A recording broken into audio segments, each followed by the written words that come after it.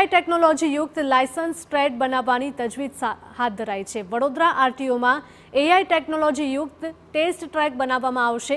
સમગ્ર ટ્રેક પર 18 જેટલા કેમેરા લગાવવામાં આવશે। કેમેરા થકી જ ટેસ્ટ આપનાર અરજદારનું નિરીક્ષણ કરવામાં આવશે। એઆઈ ટેકનોલોજીના ઉપયોગથી સ્માર્ટ ટેસ્ટ ટ્રેક બનાવવાની કામગીરી ચાલી રહી છે।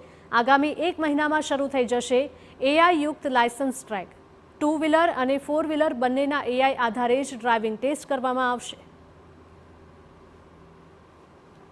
હાલ જે ટેસ્ટ ટ્રેક પર કામગીરી ચાલી રહી છે તેમાં જે પણ અધિકારી છે તેમના દ્વારા કેમેરા દ્વારા ટેસ્ટ આપનાર અરજદારની ખરાઈ કરીને ત્યારબાદ યોગ્ય ટેસ્ટ આપેલ છે કે નહીં તેના આધારે પાસ કે ફેલનું રિઝલ્ટ જનરેટ કરવામાં આવતું હોય છે।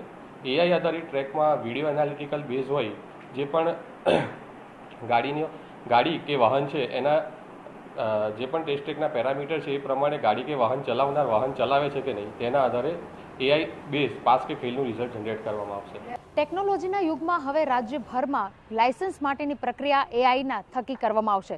વાત કરી રહ્યા છે વડોદરા શહેરમાં એઆઈનો જે ટ્રેક છે ટેસ્ટ ટ્રેક તે બનાવવા માટેની કામગીરી શરૂ કરી દેવામાં આવી છે। આગામી 1 થી 1.5 મહિનામાં આ કામગીરી પૂર્ણ કરી અને એઆઈ જનરેટેડ ટ્રેક બનાવવામાં આવશે।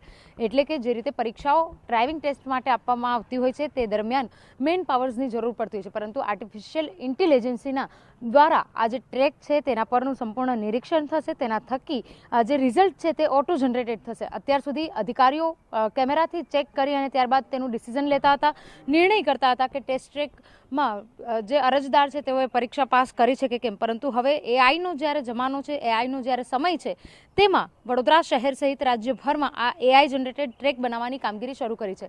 19 જેટલા કેમેરા લગાવવામાં આવશે, ત્યારબાદ એઆઈ જનરેટેડ સિસ્ટમ જે અપગ્રેડ છે તે કરવામાં આવશે, ઇન્સ્ટોલ કરવામાં આવશે।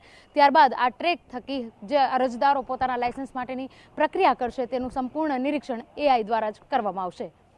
કેમેરા પર્સન રોહિત ગોયલ સાથે અંજલિ ઓઝા, TV9 વડોદરા।